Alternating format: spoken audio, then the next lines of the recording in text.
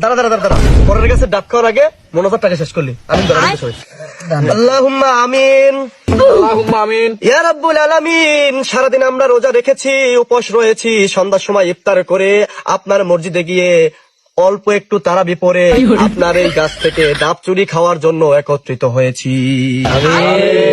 হে রব্বুল আলামিন, অনেকেই বলবে আমরা চোর, কিন্তু আমরা তো চোর না।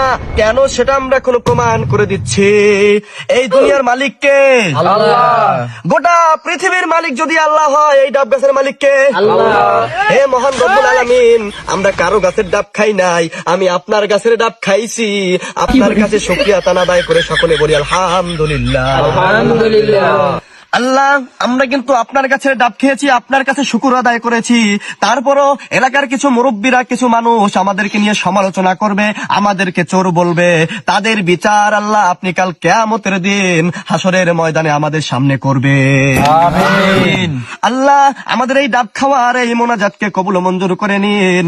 আমাদের এই ডাব খেয়ে আমাদের রূহকে এই রোজা রেখেছি আত্মতৃপ্তি পাওয়ার তৌফিক দান করে দিন। আমিন। দাওয়ানা আনিল হামদুলিল্লাহি রাব্বিল আলামিন।